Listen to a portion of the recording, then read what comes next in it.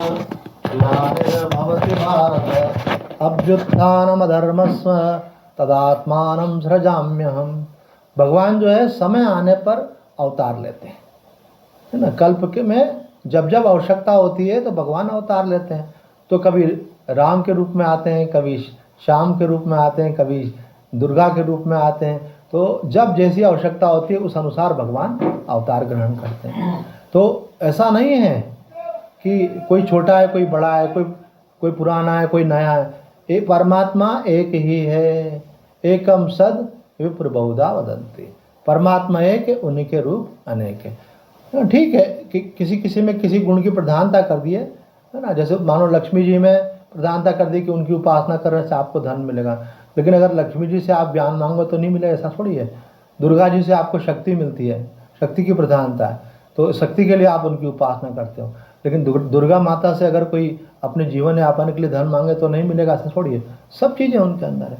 तो अपना जो इष्ट होता है उसमें अपने को सब कुछ मिल सकता है, उसी की उपासना अपने को करना चाहिए। बाकी जिन्होंने इष्ट धारण नहीं किया है उनको समय समय के अनुसार जिस जिस देवता की उपासना का विधान है ना, उसकी उपासना करना चाहिए। तो जैसे उदाहरण के लिए अब 10 दिन गणेश जी के आए तो गणेश जी की उपासना कर ली, जब नवरात्रि आई तो माता जी की उपासना कर ली। लेकिन जिसका जो इष्ट है उनको क्या करना चाहिए, उनको सदा उन्हीं की उपासना करना चाहिए। उससे क्या होगा, उनकी उनमें आस्था दृढ़ होती चली जाएगी। तो यहाँ प्रसंग चल रहा था कि देव यज्ञ, तो देव यज्ञ का मतलब होता है देवता की उपासना करना। पर वास्तव में इनमें भेदभाव नहीं करना चाहिए, क्योंकि ऐसा करने का भी दोष लगता है ना। ऐसा अगर हम बोलें कि मेरे इष्ट तो बहुत बड़े हैं और बाकी जो हैं वो छोटे हैं, मेरे इष्ट जो हैं वो तो भगवान हैं और बाकी तो देवी देवता हैं और वो साधारण हैं, तो ऐसा करके हम किसी का अपमान कर रहे हैं।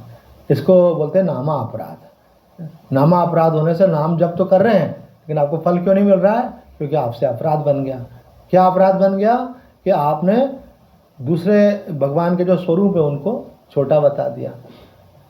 इसी प्रकार से कोई अपने पंथ को बड़ा बताते हैं, है ना, कोई अपने गुरु को बड़ा बताते हैं और बाकी सबको छोटा बताते हैं। तो बोले कोई छोटा बड़ा नहीं है, सब परमात्मा ही का ही स्वरूप है।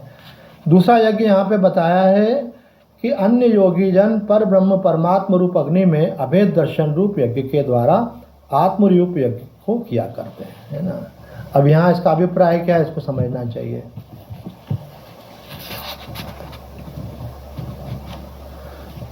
यहाँ कह रहे हैं कि जो विरक्त होते हैं, जो एकांत में रहते हैं, जो संसार के व्यवहारों से अलग हैं, वो लोग देखने में आता है संन्यास के बाद कहा जाता है कि अब आपको जो है सब कर्मकांड छोड़ करके केवल अपना ब्रह्म स्वरूप का चिंतन करना चाहिए। खास करके संन्यास जब लिया जाता है तो कहा जाता है कि अब आपका इन सबसे अपने मन को हटा करके एक तत्व का ही चिंतन करना चाहिए। तो उन्हीं के लिए कहा जा रहा है कि विरक्त जो हैं ब्रह्म रूप अग्नि में यज्ञ के द्वारा अर्थात आत्मज्ञान के द्वारा यज्ञ का हवन करते हैं, अर्थात जीवात्मा का आत्मज्ञान के द्वारा पर ब्रह्म परमात्मा में हवन करते हैं। इसका अभिप्राय क्या हुआ कि जो सोपाधिक जीव है उसको निरुपाधिक ब्रह्म में लीन करते हैं।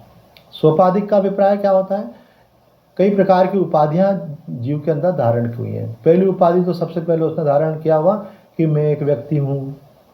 आप थे एक तत्व व्यापक, लेकिन अज्ञान के कारण आपने अंतःकरण से तादात्म्य कर लिया, अर्थात मन बुद्धि से तादात्म्य कर लिया।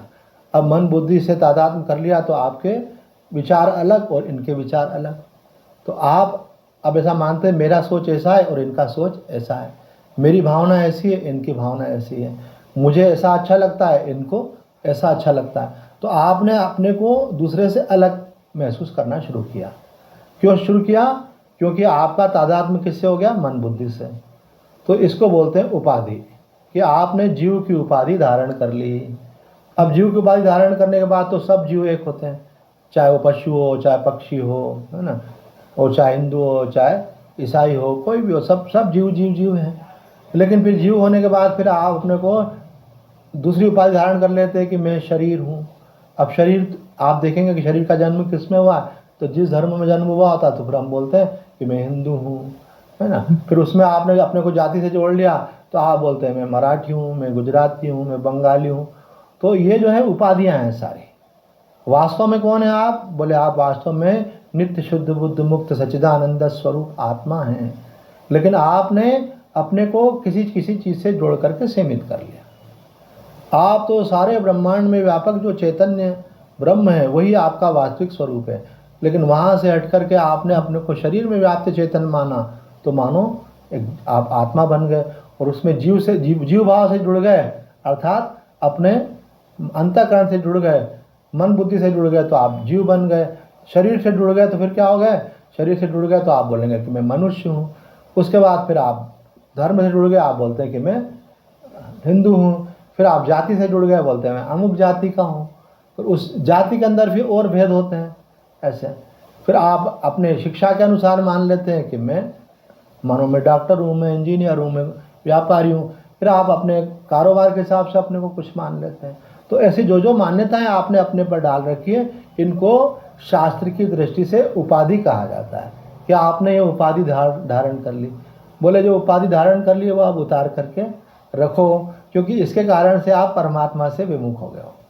तो ये हवन का अभिप्राय क्या है यहाँ पे कि आत्मज्ञान आपको ये बताता है कि इन सब उपाधियों को त्याग कर आप कौन हो। इसी को वेदांत में आत्मानुसंधान भी कहते हैं। रमन महर्षि जी बोलते हैं कि सेल्फ इंक्वायरी, ये खोज करो कि तुम वास्तव में कौन हो। जैसे आपसे कहा जाए कि आप कौन हो, तो आप बोलोगे भाई मेरा ये नाम है और मैं अमुक की बिटिया हूँ और मैं अमुक कक्षा में पढ़ती हूँ। तो बोलेंगे ये तो आपका नाम है, लेकिन आप कौन हैं? तो बोले यही तो मैं हूँ, मेरा नाम है। तो बोले अगर ये नाम आपका नहीं होता तो क्या आप नहीं होते क्या? बोले हाँ फिर भी हम तो होते हैं, है ना। मानो किसी की ऐसी परंपरा थी, छठे दिन नाम रखते हैं ना, तो छठी होती उस दिन फिर मानो नाम रखा जाता। तो क्या 5 दिन आप नहीं थे क्या? बोले हाँ थे तब भी। और नाम नहीं रखा जाता तो आप नहीं होते थे क्या? बोले हाँ होते हैं। तो नाम आप नहीं हो, नाम आपका रखा गया, तो आप कौन हो? तो आप बोले जो आप मुझे देख रहे हो ये मैं हूँ। बोले ये रूप आपका जो है अगर बदल दिया जाए, है ना, बदलता ही अपने आप ही बदलता है उम्र के अनुसार, का रूप बदल जाने से आप बदल जाओगे क्या? बोले नहीं। तो फिर आप कौन हो? बोले हाँ ये तो मैंने सोचा ही नहीं था। अब विचार करो मैं कौन हूँ। तो आपको लगेगा कि अरे ये शरीर मुझे मिला है और एक दिन हम इस शरीर का त्याग कर देंगे, तो शरीर मिलने के पहले भी हम थे और शरीर मिलने के बाद में भी हम रहेंगे। इसका मतलब हम शरीर नहीं है, बल्कि शरीर में रहने वाले जीवात्मा। तो जीवात्मा मतलब होता है कि उसके अंदर मन रहता है, बुद्धि रहता है, प्राण रहते हैं, इंद्रियां रहती हैं, उसको जीवात्मा कहते हैं। तो आप मन उन जीवात्मा में से एक लक्षण ग्रहण कर लिया, मन। तो बोले मैं शरीर में रहने वाली जीवात्मा हूँ, अर्थात इसमें जो सोचने वाला है, समझने वाला है, अच्छा बुरा करने वाला है, वो मैं हूँ। अच्छा, तो जब गहरी नींद होती है उस समय यह आपको अनुभव होता है कि मैं हूँ जीवात्मा के रूप में? तो बोले नहीं, उस समय कुछ भी अनुभव। तो बोले उस समय क्या हो जाता है? बोले वो हमारा मन जो है आत्मा में लीन हो जाता है उस समय। तो आप रहते हो कि नहीं रहते हो? तो बोले हम तो रहते हैं। तो लीन हो जाने के बाद फिर आप कैसे हो? इसका मतलब वो जिसको आप बोल रहे हो कि ये मन में हूँ, वो मन भी आप नहीं हो।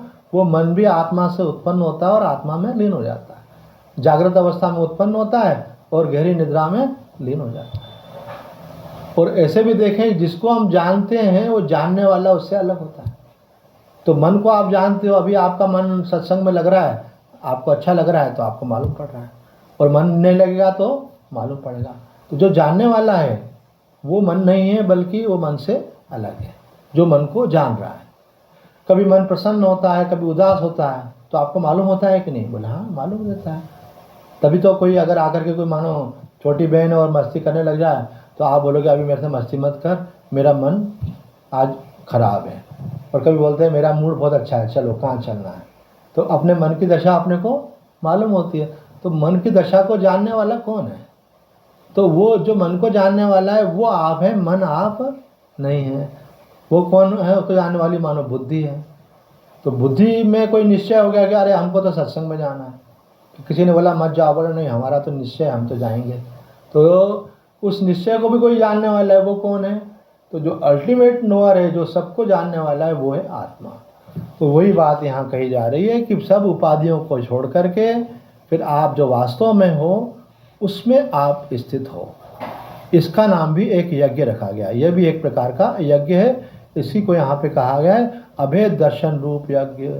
अभी क्या है, जब तक हम शरीर रहेंगे तो दूसरे का शरीर अलग रहेगा, जब तक हम जीव रहेंगे तो दूसरा जीव हमसे अलग रहेगा। लेकिन जब हम अपने को शुद्ध चेतन रूप में जानेंगे तो मालूम पड़ेगा जो चेतन हम हैं सोई आप ही हो, सो ये भी है, वो सब के अंदर व्यापक चेतन एक है।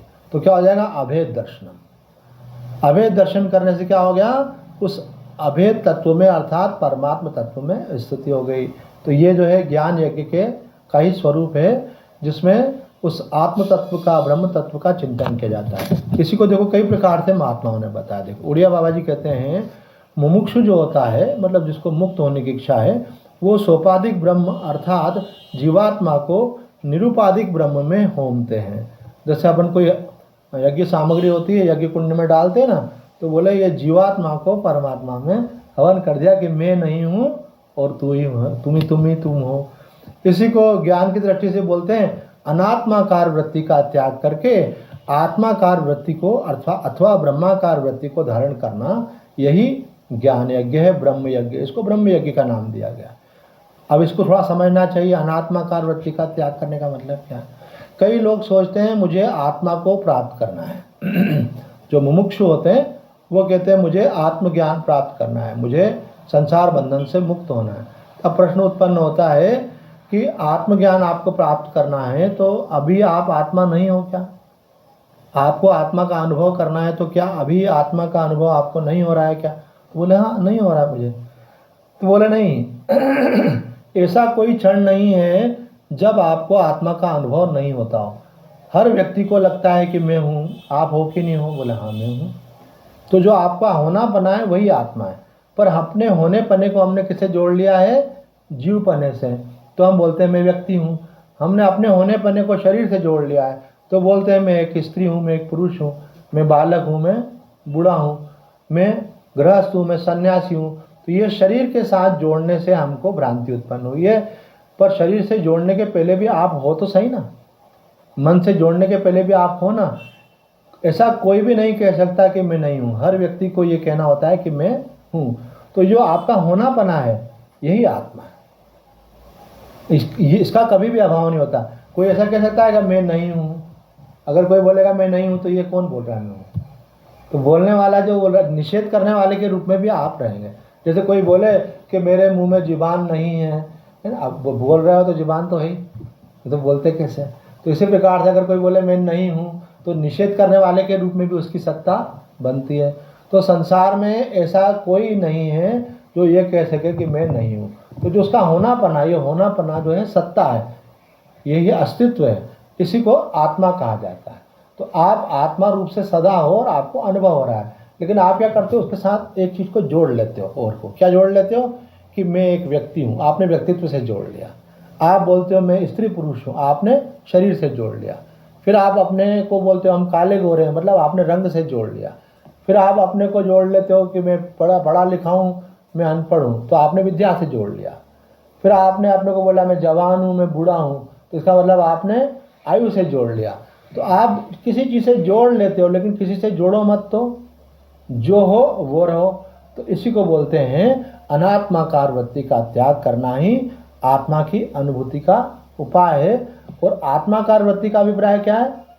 आत्माकार वृत्ति और ब्रह्माकार, किसी ने अखंडानंद जी महाराज से पूछा कि ब्रह्माकार वृत्ति से ब्रह्म ज्ञान होता है, तो ये ब्रह्माकार वृत्ति क्या है? तो बहुत सुंदर व्याख्या करते हुए उन्होंने कहा कि जगदाकार वृत्ति का त्याग करना ही ब्रह्माकार वृत्ति है।